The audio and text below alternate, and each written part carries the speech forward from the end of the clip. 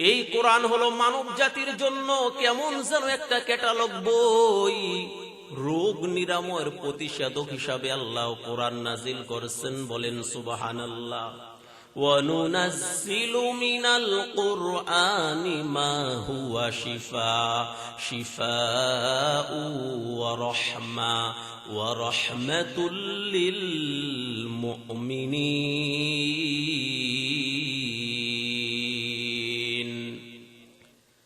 সূরা বনী ইসরাঈল 15 নম্বর পারা 9 নম্বর পৃষ্ঠা 2 নম্বর লাইনের 82 নম্বর আয়াতের বর্ণনা।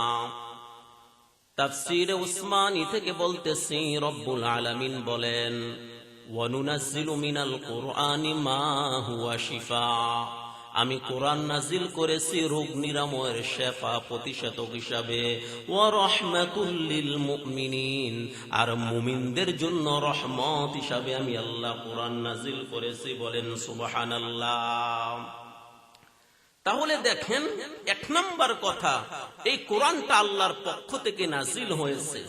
2 নম্বর কথা, কোরআন নাজিল হয়েছে জিবরাইল ফেরেশতার মাধ্যমে। 3 নম্বর, কোরআনটা আরবি ভাষায় নাজিল করা হয়েছে।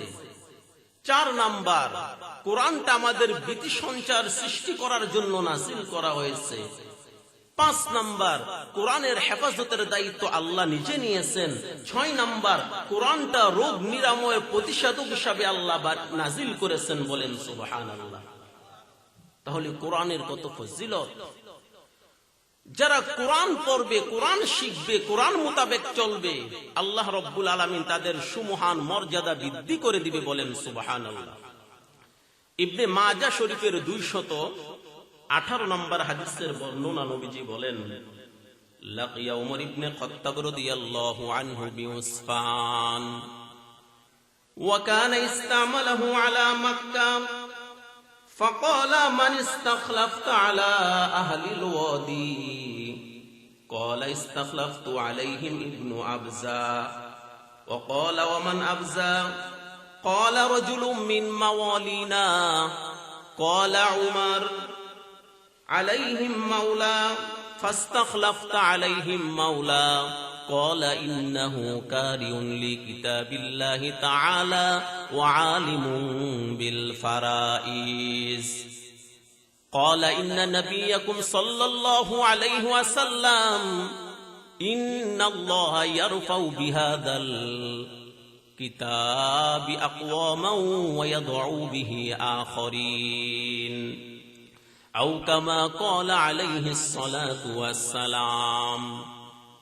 ইবনে মাজাহ শরীফের 218 নম্বর হাদিসের বর্ণনা, নবীজি বলেন, উমর ইবনে খাত্তাব রাদিয়াল্লাহু আনহু উসফান নামক স্থানে নাফি ইবনুল হারিস রাদিয়াল্লাহু আনহুর সাথে দেখা হয়।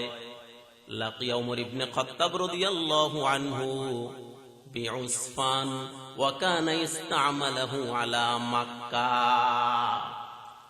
উমর ইবনে খাত্তাব রাদিয়াল্লাহু আনহু বললেন, তুমি মক্কার বেদুইন গোত্রের জন্য কাকে শাসক বানিয়েছো, খলিফা বানিয়েছো? নাফি ইবনুল হারিস রাদিয়াল্লাহু আনহু বললেন, ক্বালা ইস্তাখলাফতু আলাইহিম ইবনু আবজা, আমি যাকে খলিফা বানিয়েছি বেদুইন গোত্রের জন্য তার নাম হলো ইবনে আবজা। ক্বালা উমর ওয়া মান আবজা, হযরত উমর রাদিয়াল্লাহু আনহু বললেন, আবজাকে? নাফি ইবনুল হারিস রাদিয়াল্লাহু আনহু বললেন, ক্বালা রাজুলুম মিন মাওয়ালিনা, সে হলো আমাদের গোলাম। হযরত উমর রাদিয়াল্লাহু আনহু বললেন, ক্বালা উমর ফাস্তাখলাফতা আলাইহিম মাওলা, তুমি একজন গোলামকে প্রশাসক বানিয়ে দিয়েছো, শাসক বানিয়ে দিয়েছো, তার ভিতরে কি এমন কোয়ালিটি আছে, কি এমন গুণ তার ভিতরে আছে? নাফি ইবনুল হারিস রাদিয়াল্লাহু আনহু বললেন, ইন্নাহু কারিউন লিকিতাবিল্লাহি তাআলা ওয়া আলিমুন বিল ফারাইজ, সে কোরআন ভালোভাবে পড়তে পারে, কোরআনের কারি, আলিমু বিল ফারায়েজ, ফারায়েজের ইলম তার ভিতরে আছে। এই জন্য লোকটা গোলাম হওয়ার পরেও আমি তাকে মক্কার উসফান নামক স্থানে বেদুইন গোত্রের সেনাপতি নিযুক্ত করে দিয়েছি। বলেন সুবহানাল্লাহ। হযরত ওমর রাদিয়াল্লাহু আনহু তখন বললেন, ক্বালা ইন্না নাবিয়াকুম সাল্লাল্লাহু আলাইহি ওয়াসাল্লাম ইন্নাল্লাহা ইয়ারফাউ বিহাযাল কিতাবি আকওয়ামা। নিশ্চয় রব্বুল আলামিন এই কোরআনের মাধ্যমে কোন কোন জাতির সম্মান বাড়িয়ে দেন, ওয়ায়াদউ বিহি আখরিন, আর কোরআনের সাথে বেয়াদবি করার কারণে আল্লাহ পাক লাঞ্ছিত করেন, অপমান করেন। কোরআনের সাথে তাফসীরে উসমানী থেকে বলতেছি, রব্বুল আলামিন বলেন, ওয়া ইন্নাহু লাতানজিলু রাব্বিল আলামিন, নিশ্চয় কোরআন আল্লাহর পক্ষ হতে নাজিল করা হয়েছে। সুবহানাল্লাহ। এবার প্রশ্ন হয়, কোরআন কার মাধ্যমে নাজিল করা হয়েছে? প্রশ্ন হয়নি? হয়। এ ব্যাপারে আল্লাহ রব্বুল আলামিন বলেন, নাযালা বিহির রূহুল আমিন। সূরা শুআরা 19 নম্বর পারা 14 নম্বর পৃষ্ঠা 3 নম্বর লাইনের 193 নম্বর আয়াতের বর্ণনা। তাফসীর ইবনে কাসির থেকে বলতেছি, রব্বুল আলামিন বলেন, নাযালা বিহির রূহুল আমিন, ফেরেশতা জিবরাইলের মাধ্যমে আল্লাহ কোরআন নাজিল করেছেন। বলেন সুবহানাল্লাহ। জিবরাইল ফেরেশতার মাধ্যমে আল্লাহ কোরআন নাজিল করলেন। কেন নাজিল করলেন? আল্লাহ বলেন, আলা কলবিকা লিতাকুনা মিনাল মুনযিরিন, যাতে করে তোমাদের অন্তরের মধ্যে ভীতি আসে, সতর্কতার চিন্তা ভাবনা আসে। এই জন্য আল্লাহ রব্বুল আলামিন কোরআন নাজিল করেছেন। তাহলে কোরআন নাজিল করলেন, কোন ভাষায় কোরআন নাজিল করা হয়েছে? সূরা আশ-শুআরার 194 নম্বর আয়াতে আল্লাহ বলেন, বিলিসানিন আরবিয়্যিম মুবিন, আরবি ভাষায় কোরআন নাজিল করা হয়েছে। কোন ভাষায় কোরআন নাজিল হয়েছে? আরবি ভাষায় কোরআন নাজিল হয়েছে। কেন আরবি ভাষায় কোরআন নাজিল হয়েছে? এর জবাবে জগৎ বিখ্যাত মুফাসসির আল্লামা ফখরুদ্দিন রাজি রাহমাতুল্লাহি আলাইহি তিনার অমর গ্রন্থ তাফসীরে কাবীরের মধ্যে লেখেন, কয়েকটি কারণে কোরআন আরবি ভাষায় নাজিল হয়েছে। এর মধ্যে একটি কারণ হলো, জান্নাতের ভাষা হলো আরবি, এই জন্য আল্লাহ আরবি ভাষায় কোরআন নাজিল করেছেন। আল্লাহর ভাষাও হলো আরবি, ফেরেশতাদের ভাষা হলো আরবি, অধিকাংশ নবীগণের ভাষাও হলো আরবি। এই জন্য আল্লাহ রব্বুল আলামিন আরবি ভাষায় কোরআন নাজিল করলেন। এটা হলো মুফাসসিরদের মত। আর আল্লাহ রব্বুল আলামিন সূরা যুখরুফের 3 নম্বর আয়াতে বলেন, বান্দা, কেন আমি আল্লাহ আরবি ভাষায় কোরআন নাজিল করেছি শোনো। ইন্না জাআলনাহু কুরআনান আরবিয়্যান লাআল্লাকুম তা'কিলুন। সূরা যুখরুফ 25 নম্বর পারা 8 নম্বর পৃষ্ঠা 7 নম্বর লাইনের 3 নম্বর আয়াতের বর্ণনা। তাফসীরে মারিফুল কোরআন থেকে বলতেছি, রব্বুল আলামিন বলেন, ইন্না জাআলনাহু কুরআনান আরবিয়্যা, আমি আরবি ভাষায় কোরআন এই জন্য নাজিল করেছি, লাআল্লাকুম তা'কিলুন, যাতে তোমাদের জন্য কোরআন বোঝা সহজ হয়ে যায়। এই কোরআনের হেফাজতের দায়িত্ব আল্লাহ রব্বুল আলামিন নিজে নিয়েছেন। সূরা হিজরের 9 নম্বর আয়াতে আল্লাহ বলেন, ইন্না নাহনু নাযালনা যিকরা ওয়া ইন্না লাহু লাহাফিজুন।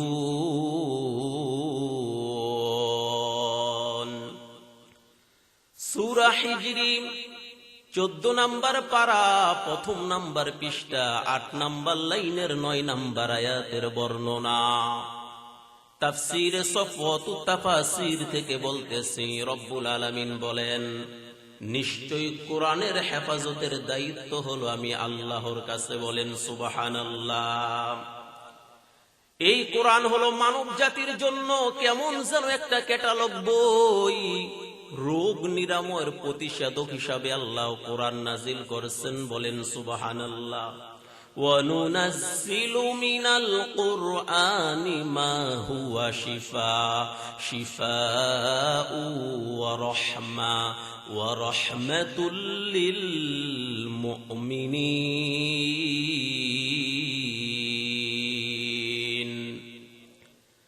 সূরা বনী ইসরাঈল 15 নম্বর পারা, 9 নম্বর পৃষ্ঠা, 2 নম্বর লাইনের 82 নম্বর আয়াতের বর্ণনা। তাফসীরে উসমানী থেকে বলতেছি, রব্বুল আলামিন বলেন, ওয়ানুনাজ্জিলু মিনাল কুরআনি মা হুয়া শিফা। আমি কোরআন নাজিল করেছি রোগ নিরাময়ের শেফা, প্রতিষেধক হিসাবে। ওয়া রাহমাতুল লিল মুমিনিন, আর মুমিনদের জন্য রহমত হিসাবে আমি আল্লাহ কোরআন নাজিল করেছি। বলেন সুবহানাল্লাহ। তাহলে দেখেন, 1 নম্বর কথা, এই কোরআনটা আল্লাহর পক্ষ থেকে নাজিল হয়েছে। 2 নম্বর কথা, কোরআন নাজিল হয়েছে জিবরাইল ফেরেশতার মাধ্যমে। 3 নম্বর, কোরআনটা আরবি ভাষায় নাজিল করা হয়েছে। 4 নম্বর, কোরআনটা আমাদের ভীতি সঞ্চার সৃষ্টি করার জন্য নাজিল করা হয়েছে। 5 নম্বর, কোরআনের হেফাজতের দায়িত্ব আল্লাহ নিজে নিয়েছেন। 6 নম্বর, কোরআনটা রোগ নিরাময়ের প্রতিষেধক হিসাবে আল্লাহ নাজিল করেছেন। বলেন সুবহানাল্লাহ। তাহলে কোরআনের কত ফজিলত! যারা কোরআন পড়বে, কোরআন শিখবে, কোরআন মোতাবেক চলবে, আল্লাহ রব্বুল আলামিন তাদের সুমহান মর্যাদা বৃদ্ধি করে দিবে। বলেন সুবহানাল্লাহ।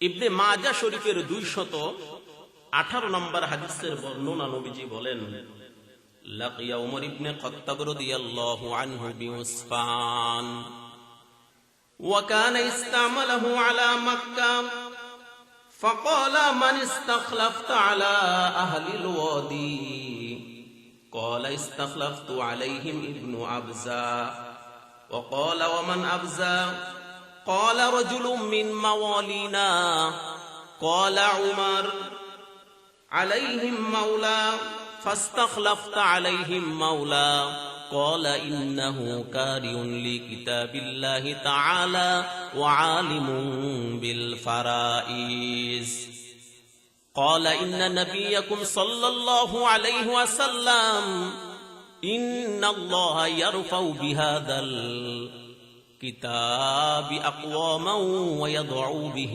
آخرين أو كما قال عليه الصلاة والسلام। ইবনে মাজাহ শরীফের 218 নম্বর হাদিসের বর্ণনা, নবীজি বলেন, উমর ইবনে খাত্তাব রাদিয়াল্লাহু আনহু উসফান নামক স্থানে নাফি ইবনুল হারিস রাদিয়াল্লাহু আনহুর সাথে দেখা হয়। লাকিয়া উমর ইবনে খাত্তাব রাদিয়াল্লাহু আনহু বিউসফান ওয়া কানা ইস্তামালাহু আলা মক্কা। উমর ইবনে খাত্তাব রাদিয়াল্লাহু আনহু বললেন, তুমি মক্কার বেদুইন গোত্রের জন্য কাকে শাসক বানিয়েছো, খলিফা বানিয়েছো? নাফি ইবনুল হারিস রাদিয়াল্লাহু আনহু বললেন, ক্বালা ইস্তাখলাফতু আলাইহিম ইবনু আবজা। আমি যাকে খলিফা বানিয়েছি বেদুইন গোত্রের জন্য তার নাম হলো ইবনে আবজা। ক্বালা উমর ওয়া মান আবজা। হযরত উমর রাদিয়াল্লাহু আনহু বললেন, আবজাকে। নাফি ইবনুল হারিস রাদিয়াল্লাহু আনহু বললেন, ক্বালা রাজুলুম মিন মাওয়ালিনা, সে হলো আমাদের গোলাম। হযরত উমর রাদিয়াল্লাহু আনহু বললেন, ক্বালা উমর ফাস্তাখলাফতা আলাইহিম মাওলা, তুমি একজন গোলামকে প্রশাসক বানিয়ে দিয়েছো, শাসক বানিয়ে দিয়েছো। তার ভিতরে কি এমন কোয়ালিটি আছে, কি এমন গুণ তার ভিতরে আছে? নাফি ইবনুল হারিস রাদিয়াল্লাহু আনহু বললেন, ইন্নাহু কারিউন লিকিতাবিল্লাহি তাআলা ওয়া আলিমুন বিল ফারাইজ, সে কোরআন ভালোভাবে পড়তে পারে, কোরআনের কারি, আলিমুন বিল ফারাইজ, ফারাইজের ইলম তার ভিতরে আছে।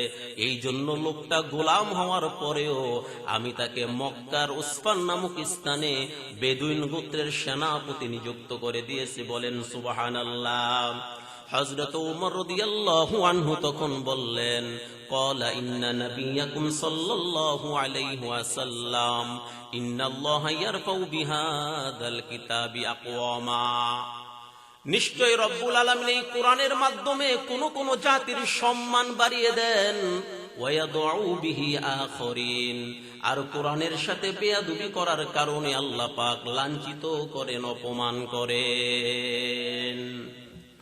কোরআনের সাথে সম্পর্ক রাখলে আল্লাহ সম্মান বাড়িয়ে দেন, আর কোরআনের সাথে যারা বেয়াদবি করে ওয়ায়াদউ বিহি আখরিন, তাদেরকে আল্লাহ লাঞ্ছিত করেন। যেমন কিছুদিন আগে দেখলেন না, বয়াতি আবুল সরকার মিয়া, সে গানের লাইনে গান করে, বয়াতি শিল্পী, সে কোরআনকে ব্যঙ্গ করে সূরা নাসকে বলে কুল আউযু বিরাব্বিন নাসে মালিকিন নাসে ইলাহিন নাসে, বলে নাউযুবিল্লাহ। এখানে সূরা নাসকে সে গানের দলিল দিতেছে, আল্লাহ নাকি এখানে নাচার কথা বলেছেন, বলে নাউযুবিল্লাহ।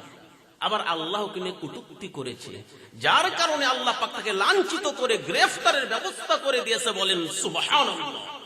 আর একটু জোরে বলেন আল্লাহু আকবার। তাহলে আরবের জমানায়, নবীর জমানায় কোরআনের সাথে বেয়াদবি করেছে আবু জাহাল, উতবা, সাইবা, তারা চিরস্থায়ী কাফের হয়েছে। আর এই জমানায় আবুল সরকার কোরআনকে নিয়ে ব্যঙ্গ করার কারণে সেও জেল হাজতে বন্দী আছে। তাহলে ইবনে মাজাহ শরীফের হাদিসের সাথে বাস্তবতা মিলে গেছে, চিল্লায় বলেন ঠিক কিনা? তাহলে এক নাম্বার কথা, যারা কোরআন পড়বে আল্লাহ পাক তাদের মর্যাদা বাড়িয়ে দিবেন। দুই নাম্বার, যারা কোরআন পড়বে আল্লাহ পাক তাদেরকে বিশেষ বান্দা হিসাবে কবুল করবেন। বলেন সুবহানাল্লাহ। قال رسول الله صلى الله عليه وسلم إن لله أهلين من الناس قالوا يا رسول الله من هم قال هم أهل القرآن وأهل الله وخاصة أو كما قال عليه الصلاة والسلام। ইবনে মাজাহ শরীফের 215 নম্বর হাদিসের বর্ণনা, নবীজি বলেন, ইন্না লিল্লাহি আহলিনা মিনান নাস, নিশ্চয়ই মানুষের মাঝে এমন কিছু মানুষ রয়েছে যারা আল্লাহর পরিবারভুক্ত। পরিবারের মানুষ যেমন মা বাবা তার সন্তানকে ভালোবাসে, সন্তান তার মা বাবাকে ভালোবাসে। যারা কোরআন পড়বে, কোরআন অনুযায়ী চলবে, কেমন যেন তারা আল্লাহর প্রিয় বান্দা। ক্বালু ইয়া রাসূলুল্লাহি মান হুম, সাহাবায়ে কেরাম প্রশ্ন করলেন, ইয়া রাসূলুল্লাহ তারা কারা? নবীজি তখন জবাব দিলেন, ক্বালা হুম আহলুল কুরআনি ওয়া আহলুল্লাহি ওয়া খাসসা, যারা আহলে কুরআন তারাই হলো আল্লাহর খাস বান্দা। বলেন সুবহানাল্লাহ। তাহলে কোরআন পড়ার 2 নাম্বার উপকারিতা হলো, কোরআন যারা পড়বে তারা আল্লাহর বিশেষ মনোনীত বান্দা হিসেবে কবুল হবে। বলেন সুবহানাল্লাহ। 3 নাম্বার, যারা কোরআন পড়বে তারাই হলো সর্বোত্তম বান্দা। বলেন সুবহানাল্লাহ। ক্বালা রাসূলুল্লাহ সাল্লাল্লাহু আলাইহি ওয়াসাল্লাম আফদালুকুম মান তাআল্লামাল কুরআনা ওয়া আল্লামা আও কামা ক্বালা আলাইহিস সালাতু ওয়াস সালাম। ইবনে মাজাহ শরীফের 211 নম্বর হাদিসের বর্ণনা, নবীজি বলেন, তোমাদের মধ্যে সর্বোত্তম হলো ওই ব্যক্তি, সর্বশ্রেষ্ঠ হলো ওই ব্যক্তি, আফদালুকুম মান তাআল্লামাল কুরআনা ওয়া আল্লামা, যে ব্যক্তি নিজে কোরআন পড়ে আরেকজনকে কোরআন শিখায়। এই হাদিসের মতো আরেকটি হাদিস আছে, নবীজি বলেন, খায়রুকুম মান তাআল্লামাল কুরআনা ওয়া আল্লামা, তোমাদের মধ্যে সর্বোত্তম হলো ওই ব্যক্তি যে কোরআন পড়ে এবং কোরআন শিখায়। সুবহানাল্লাহ। কোরআন পড়ার 4 নম্বর উপকারিতা হলো, যেই ঘরে কোরআন পড়া হবে সেই ঘরে শয়তান যাবে না। সুবহানাল্লাহ বলেন। ক্বালা রাসূলুল্লাহ সাল্লাল্লাহু আলাইহি ওয়াসাল্লাম লা তাজালু বুয়ুতাকুম মাকাবির ওয়া ইন্নাল বাইতাল্লাযী তুকরাউ ফীহিল বাকারা লা ইয়াদখুলুহু শাইতান আও কামা ক্বালা আলাইহিস সালাতু ওয়াস সালাম। তিরমিজি শরীফের 2877 নম্বর হাদিসের বর্ণনা, নবীজি বলেন, রহমতের নবী বলেন, লা তাজালু বুয়ুতাকুম মাকাবির, তোমরা তোমাদের ঘরকে কবর বানাইও না। কি বলেন? ঘরকে কবর বানাইও না। অর্থাৎ কবরের মধ্যে যেই রকম ভাবে মৃত ব্যক্তি কোনো আমল করতে পারে না, কোরআন করতে পারে না, কেমন যেন তোমরা তোমাদের ঘরকে কোরআন শূন্য রেখো না। লা তাজালু বুয়ুতাকুম মাকাবির ওয়া ইন্নাল বাইতাল্লাযী তুকরাউ ফীহিল বাকারা, নিশ্চয়ই যেই ঘরের মধ্যে কোরআন পড়া হয়, আল্লাযী তুকরাউ ফীহিল বাকারা, যেই ঘরের মধ্যে সূরা বাকারা তেলাওয়াত করা হয়, লা ইয়াদখুলুহু শাইতান, সেই ঘরে শয়তান প্রবেশ করে না। বলেন সুবহানাল্লাহ। এজন্য ঘরে আপনার ওয়াইফকে, আপনার মেয়েকে, ছেলেকে, সন্তানকে বলবেন কোরআন পড়, সূরা বাকারা পড়, ওই ঘরে আর শয়তান আসবে না। জোরে বলেন সুবহানাল্লাহ। 5 নাম্বার, যারা কোরআন পড়বেন, কোরআন তাদের জন্য শাফাআত করবে, সুপারিশ করবে। ক্বালা রাসূলুল্লাহ সাল্লাল্লাহু আলাইহি ওয়াসাল্লাম, ইন্না সূরাতাম মিনাল কুরআনি 30 আয়া শাফাআত লি রাজুলিন হাত্তা গুফিরা ওয়া হিয়া সূরাতু তাবারাকাল্লাযী বিয়াদিহিল মুলক আও কামা ক্বালা আলাইহিস সালাতু ওয়াস সালাম। তিরমিজি শরীফের 1319 নম্বর হাদিসের বর্ণনা, নবীজি বলেন, ইন্না সূরাতাম মিনাল কুরআনি 30 আয়া, নিশ্চয়ই কোরআনের মধ্যে একটা সূরা আছে 30 আয়া, 30 আয়াত বিশিষ্ট। শাফাআত লি রাজুলিন হাত্তা, ওই সূরাটা ওই তেলাওয়াতকারীর জন্য ততক্ষণ পর্যন্ত সুপারিশ করবে, হাত্তা গুফিরা লাহু ওয়া হিয়া সূরাতু তাবারাকাল্লাযী বিয়াদিহিল মুলক, যতক্ষণ পর্যন্ত তাকে ক্ষমা না করা হবে ততক্ষণ পর্যন্ত সূরা তার জন্য শাফাআত করবে। সেই সূরাটার নাম হলো ওয়া হিয়া সূরাতু তাবারাকাল্লাযী বিয়াদিহিল মুলক, ওই সূরার নাম হলো সূরা মুলক। বলেন সুবহানাল্লাহ। আর একটু জোরে বলেন সুবহানাল্লাহ। তাহলে সূরা মুলক যারা তেলাওয়াত করবে, সূরা মুলক 29 পারা, তার জন্য সুপারিশ করবে। বলেন সুবহানাল্লাহ। তাহলে কয়টা বিষয় জানলাম, কয়টা কথা জানলাম? 1 নাম্বার, হাদিস থেকে যা জানলাম, 1 নাম্বার, কোরআন পড়ার কারণে আল্লাহ মর্যাদা বাড়িয়ে দেন। ইবনে মাজাহ শরীফের 218 নম্বর হাদিস। 2 নাম্বার কথা, কোরআন যারা পড়বে তারা আল্লাহর বিশেষ বান্দা। ইবনে মাজাহ শরীফের 215 নম্বর হাদিস। 3 নাম্বার, যারা কোরআন পড়বে তারা সর্বশ্রেষ্ঠ বান্দা। ইবনে মাজাহ শরীফের 211 নম্বর হাদিস। 4 নাম্বার কথা, যেই ঘরে কোরআন পড়া হবে সেই ঘরে শয়তান আসবে না। তিরমিজি শরীফের 2877 নম্বর হাদিস। 5 নাম্বার কথা, যে ব্যক্তি সূরা মুলক পড়বে সেই সূরা মুলক তার জন্য সুপারিশ করবে। তিরমিজি শরীফের 1319 নম্বর হাদিস। তাহলে সূরা আনকাবুতের প্রথম অংশে আল্লাহ রাব্বুল আলামিন কোরআনের কথা বলেছেন। এবার দ্বিতীয় অংশে আল্লাহ নামাজের কথা বলেছেন। বলেন আল্লাহু আকবার। উতলু মা উহিয়া ইলাইকা মিনাল কিতাব ওয়া আকিমিস সালাহ। 2 নাম্বার আল্লাহ বলে তুমি নামাজ প্রতিষ্ঠা করো। ইন্নাস সালাতা তানহা আনিল ফাহশাই ওয়াল মুনকার, নিশ্চয়ই নামাজ মন্দ গরিহিত কাজ থেকে বান্দাকে বারণ করে। ওয়ালা যিকরুল্লাহি আকবার, আল্লাহর জিকির হলো সর্বোত্তম জিকির। ওয়াল্লাহু ইয়ালামু মা তাসনাউন, আল্লাহ রাব্বুল আলামিন বান্দার সেই ব্যাপারে অবগত যা বান্দা করে। 2 নাম্বার নামাজের কথা আল্লাহ বলে। নামাজ কেন পড়ব? নামাজ পড়ার উপকারিতা কি? যারা নামাজ পড়বে আর যারা পড়বে না তাদের মধ্যে পার্থক্য হলো বেনামাজি হওয়ার কারণে বান্দা জাহান্নামে যাবে। সূরা মুজাম্মিলের 40 থেকে 45 নম্বর আয়াতে আল্লাহ বলে, 29 পারা, ফি জান্নাতি ইয়াতাসাআলুন আনিল মুজরিমিন। সূরা মুজাম্মিল 29 নম্বর পারা 18 নম্বর পৃষ্ঠা 11 নম্বর লাইনের 40-41 নম্বর আয়াতের বর্ণনা। জান্নাতীরা জাহান্নামীদেরকে বলবে, ইয়াতাসালুনা আনিল মুজরিমিন মা সালাকাকুম ফি সাকার, কোন কারণে তোমরা জাহান্নামে যাও?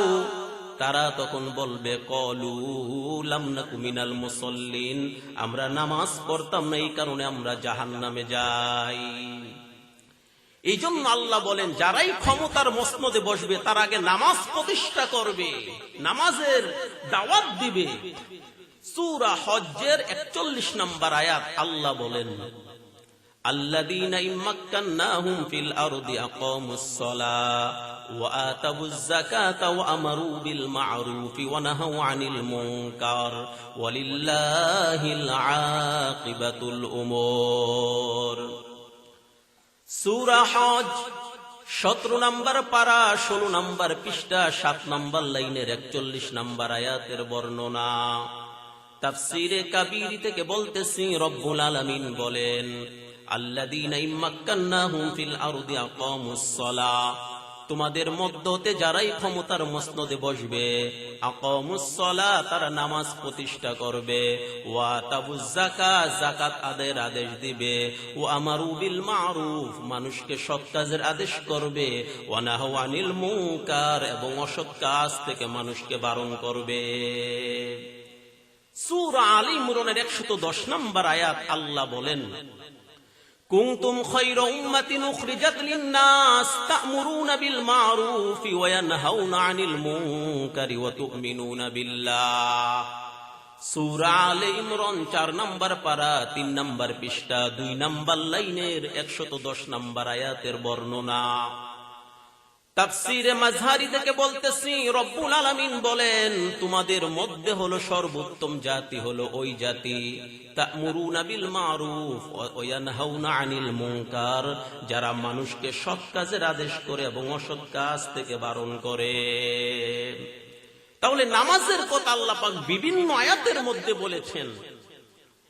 নামাজের কথা আবু দাউদ শরীফের 4986 নম্বর হাদিস, নবীজি বলেন, আন আব্দুল্লাহ ইবনে উমর ইবনে রাদিয়াল্লাহু আনহু قال انطلقت انا وابي الى سهر لنا من الانصار نعود فحضرتي الصلاه فقال لبعض اهله يا جاريه اوتوني بوضوء فاستريعا لعلي اصلي فاستريحا فقال سمعت رسول الله صلى الله عليه وسلم يقول قم يا بلال أقم فارحنا بالصلاة أو নবীজি বলেন, এক সাহাবী তিনি তিনার পিতাকে নিয়ে আনসার গোত্রীয় এক বাড়িতে গেলেন, বংশের এক বাড়িতে গেলেন। ইনতলাকতু আনা ওয়া বিলা সিহরিল্লানা মিনাল আনসার নাউদু ফাহাদরাতিস সালাহ, সেখানে নামাজের সময় হয়ে গেছে। সাহাবী তখন ঘরের একজন মেয়েকে বললেন, ইয়া জারিয়াতা ইয়া জারিয়া উসল্লি বিওয়াজুই, ওযুর ব্যবস্থা করে দাও, লাআল্লি উসল্লি ফাস্তারিহা, আমি নামাজ পড়ে অন্তরে প্রশান্তি লাভ করব। কারণ আমি নবীকে শুনেছি, নবীজি বলেছেন, বেলাল রাদিয়াল্লাহু আনহুকে নবীজি বলতেন, فقال سمعت رسول الله صلى الله عليه وسلم قم يا بلال, হে বেলাল তুমি আযান দাও, আকিম আমি নামাজ পড়ব, ফারিহনা বিসসালাহ, ফারিহনা বিসসালাহ, আর নামাজ পড়ার মাধ্যমে অন্তরে প্রশান্তি অনুভব করব। বলেন সুবহানাল্লাহ। তাহলে নামাজ পড়ার 1 নম্বর উপকারিতা হলো, নামাজ যারা পড়বে তাদের অন্তরে প্রশান্তি আসবে, আর নামাজ যারা পড়বে না তারা জাহান্নামে যাবে। আর সমাজ যারা মেম্বার, চেয়ারম্যান, এমপি, মন্ত্রী হবে, তারা মানুষকে নামাজের দায়িত্ব দিবে, নামাজের দাওয়াত দিবে। তাহলে নামাজ পড়ার মাধ্যমে অন্তরে কি আসে বলেন? প্রশান্তি আসে, শান্তি আসে। আবু দাউদ শরীফের 1390 নম্বর হাদিসের বর্ণনা, নবীজি বলেন, قال رسول الله صلى الله عليه وسلم إذا حزبه أمر صلى আও কামা ক্বালা আলাইহিস সালাতু ওয়াস সালাম। যখন তোমরা কোনো বিপদের মধ্যে পড়ে যাও, মুসিবতে পড়ে যাও, তখনই তোমরা নামাজে দাঁড়িয়ে যাও। ইযা হাযাবাহু আমরুন সাল্লা, তখন তোমরা নামাজ পড়ার জন্য তৈয়ার হয়ে যাও। আপনি মুসিবতে আছেন তো আপনি নামাজে দাঁড়িয়ে আল্লাহর কাছে দোয়া করেন। নামাজে দাঁড়িয়ে যখন আপনি আল্লাহর কাছে দোয়া করবেন, তখন আল্লাহ রব্বুল আলামিন নামাজ পড়ার বদৌলতে আপনার সমস্ত পেরেশান দূর করে দিবে। বলেন সুবহানাল্লাহ। নামাজ যারা পড়বে তাদের অন্তরের মধ্যে আলো ছড়াবে, অন্তরটা আলোকিত হয়ে জলমল করতে থাকবে, জলমল করতে থাকবে। মুসলিম শরীফের 422 নম্বর হাদিস নবীজি বলেন, নামাজ হলো নূর, আলো।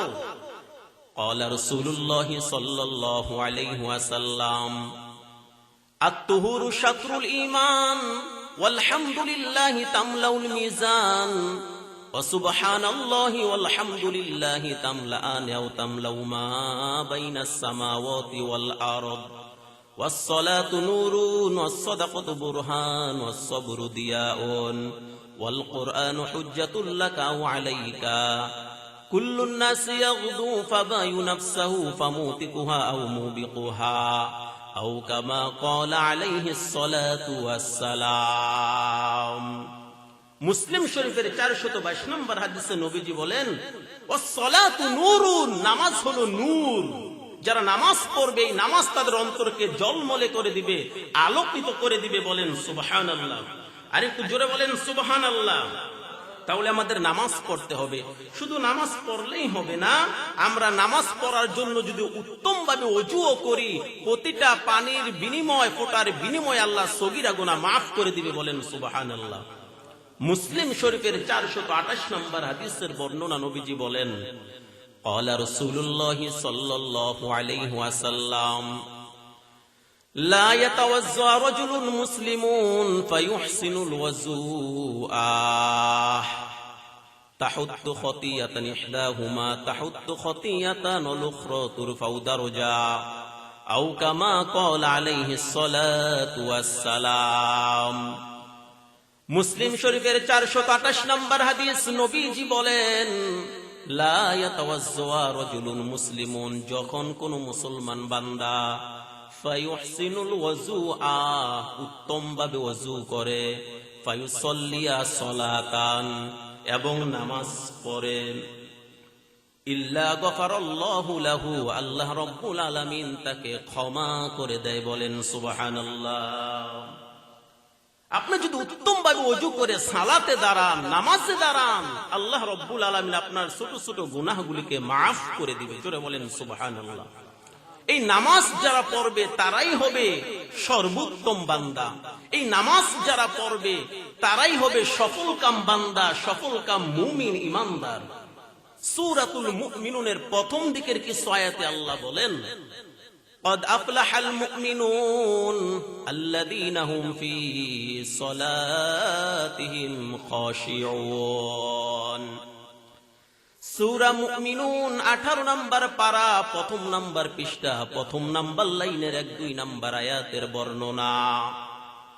তাফসীরে কাবীরি থেকে বলতেছি, রব্বুল আলামিন বলেন, قد أفلح المؤمنون, নিশ্চয় মুমিন হলো তারা, আল্লাযীনা হুম ফি সালাতিহিম খাশিউন, যারা ভয় নিয়া, খাউশ নিয়া নামাজ পড়ে, তারাই হলো সফলকাম ঈমানদার মুমিন বান্দা। যারা ভয় নিয়ে, তাকওয়া নিয়ে নিজেকে সংশোধনের নিয়তে নামাজ পড়ে, তারাই হলো সফলকাম বান্দা। বলেন সুবহানাল্লাহ। আর একটু জোরে বলেন সুবহানাল্লাহ। নামাজ পড়ার অনেক ফজিলত, অনেক ফজিলত। কেউ যদি ঘর থেকে পবিত্রতা অর্জন করে মসজিদের দিকেও রওনা হয়ে যায়, আল্লাহ রব্বুল আলামিন তার প্রতিটা কদমে কদমে সগীরা গুনাহ মাফ করে দিবেন। বলেন সুবহানাল্লাহ। আর একটু জোরে বলেন সুবহানাল্লাহ। মুসলিম শরীফের 1407 নম্বর হাদিস নবীজি বলেন, ক্বালা রাসূলুল্লাহ সাল্লাল্লাহু আলাইহি ওয়াসাল্লাম, মান তাতাহহারা ফি বাইতিহি সুম্মা মাশা ইলা বাইতিন মিন বুয়ুতিল্লাহ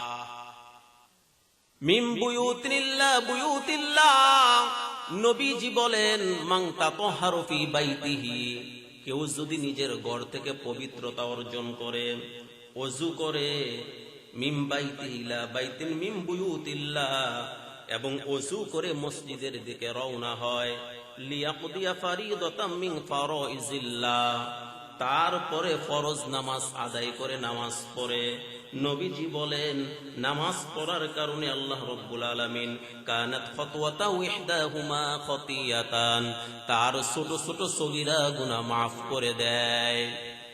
ওয়াল উখরা তুরফাউ দারজা, প্রতিটা কদমে কদমে আল্লাহ রাব্বুল আলামিন তাকে সম্মানের আসনে অধিষ্ঠিত করেন। এজন্য নামাজ পড়বেন তো ইনশাআল্লাহ, জোরে বলেন ইনশাআল্লাহ। নামাজ পড়ার আরেকটি ফজিলত হলো, যারা জামাতের সাথে নামাজ পড়বে আল্লাহ পাক রব্বুল আলামিন সারা রাত্র নামাজ পড়ার সওয়াব তাদের আমলনামার মধ্যে দান করবে, বলেন সুবহানাল্লাহ। মুসলিম শরীফের 1377 নম্বর হাদিস, নবীজি বলেন ক্বালা রাসূলুল্লাহ সাল্লাল্লাহু আলাইহি ওয়াসাল্লাম মান সাল্লাস সুবহা ফি জামাআতিন মান সাল্লাল ইশা ফি জামাআতিন ফাকান্নামা কামা নিসফাল লাইল ওয়া মান সাল্লাস সুবহা ফি জামাআতিন ফাকান্নামা কামা কুল্লাল লাইল আও কামা ক্বালা আলাইহিস সালাতু ওয়াস সালাম। মুসলিম শরীফের 1477 নম্বর হাদিসের বর্ণনা, নবীজি বলেন মান সাল্লাল ইশা ফি জামাতিন, কেউ যদি জামাতের সাথে এশারের নামাজ পড়ে, খুব খেয়াল করে সর্বশেষ হাদিসটা শুনেন, কেউ যদি জামাতের সাথে এশারের নামাজ পড়ে, মান সাল্লাল ইশা ফি জামাতিন ফাকান্নামা কামা নিসফাল লাইল, কেমন যেন সে অর্ধরাত্র নামাজ পড়েছে, বলেন সুবহানাল্লাহ।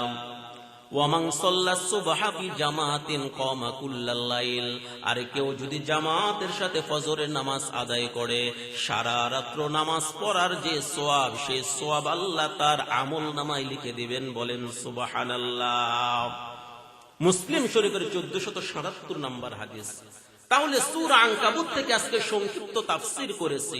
সূরা আনকাবুতের 45 নম্বর আয়াতে আল্লাহ রাব্বুল আলামিন দুটি বিষয় আমাদেরকে আদেশ করেছেন, 1 নম্বরে কোরআন পড়া, 2 নম্বরে নামাজ পড়া। নামাজ 1 নম্বর কথা হলো, যারা নামাজ পড়বে নামাজ তাদেরকে জান্নাতে নিয়ে যাবে। 2 নম্বর, সমাজে যারা প্রতিষ্ঠিত হবে, দায়িত্বপ্রাপ্ত হবে, তারা নামাজের আদেশ দিবে। 3 নম্বর, যারা নামাজ পড়বে, নামাজ পড়ার কারণে আল্লাহ রাব্বুল আলামিন তাদের অন্তরের মধ্যে প্রশান্তি ঢেলে দিবেন, বলেন সুবহানাল্লাহ। অন্তরের মধ্যে প্রশান্তি আসবে। আবু দাউদ শরীফের 4986 নম্বর হাদিস। 2 নম্বর, যে বান্দা নামাজ পড়বে, নামাজ পড়ার মাধ্যমে আল্লাহ রাব্বুল আলামিন বালা মুসিবত দূর করে দিবেন। আবু দাউদ শরীফের 1319 নম্বর হাদিস।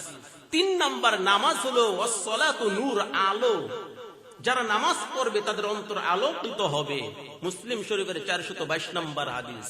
4 নম্বর কথা হলো, যারা নামাজ পড়ার উদ্দেশ্যে ঘর থেকে পবিত্র হয়ে মসজিদে যাবে, আল্লাহ রাব্বুল আলামিন প্রতিটা কদমে কদমে তাদের সগীরা গুনাহ মাফ করে দিবেন এবং তাদের মর্যাদার শিখর আল্লাহ উন্মোচন করে দিবেন, বলেন সুবহানাল্লাহ। মুসলিম শরীফের 428 নম্বর হাদিস। 5 নম্বর কথা হলো, যারা জামাতের সাথে এশারের নামাজ আদায় করবে, অর্ধরাত্র নামাজ পড়ার সওয়াব পাবে। জামাতের সাথে এশার পরে আবার ফজর যারা পড়বে, সারা রাত্র নামাজ পড়ার সওয়াব পাবে। মুসলিম শরীফের 1477 নম্বর হাদিস। সংক্ষিপ্ত আকারে অল্প সময়ে কোরআন এবং সুন্নাহের আলোকে, হাদিসের আলোকে যা কিছু বলেছি, আল্লাহ রাব্বুল আলামিন প্রথমে আমাকে, তারপর আপনাদের সকলকে আমল করার তৌফিক দান করেন, জোরে বলেন আল্লাহুম্মা আমিন। এই মাদ্রাসার যিনি প্রধান শিক্ষক হযরতুল আল্লাম হযরত মাওলানা গোলাম মুস্তাফা সাহেব, তিনি হলেন আমার একদম প্রাথমিক লেভেলে যখন থেকে আমার কোরআনের উস্তাদ। আমাকে কোরআন শিখাইছে নুরানি, আমি উনার কাছে পড়েছি 2005 সাল। কত সাল বলেন? 2005 সালে উনি, সম্ভবত 2005 সালে হযরত মাওলানা ইব্রাহিম সাহেব, যে বর্তমানে মাদ্রাসার দায়িত্বে আছে, ওমরা বাস স্ট্যান্ড মাদ্রাসা, খুব সম্ভবত 2005 সালে গোলাম মুস্তাফা সাহেব হুজুর সেখানে পড়ান। আর আমি তখন একদম ছোট, হুজুরের কাছে নুরানি কায়দা আমপারা পড়েছি। তো আজকে হুজুরের বিশাল মাদ্রাসা এসেছি, গত বছর একটু সময় দিয়েছি, আজকে দোয়ার জন্য এসেছি, আলোচনা করার জন্য নয়। আল্লাহ তাআলা যেন এই মাহফিলকে কবুল করেন। আমার পরে যিনি বয়ান করবেন অত্যন্ত অত্যন্ত মানে আমলদার এবং ইলমি লোক, হযরত মাওলানা ইহসানুল হক আরিফি সাহেব, তিনার ছোট ভাই এনামুল হক আশরাফি সাহেব, বড় ভাই ইজহারুল হক আরিফি সাহেব। আলহামদুলিল্লাহ বড় ভাই এবং ছোট ভাই এনামুল হক আশরাফি, উনার সাথে আমার একটা আত্মার সম্পর্ক আছে। তো হযরতে তো নারায়ণগঞ্জে থাকে, ওই রকম দেখা হয় না, আজকে দেখেছি, মুসাফা করেছি। আল্লাহ আমাদের সকলকে কবুল করেন। আসসালামু আলাইকুম ওয়া রাহমাতুল্লাহি ওয়া বারাকাতুহু।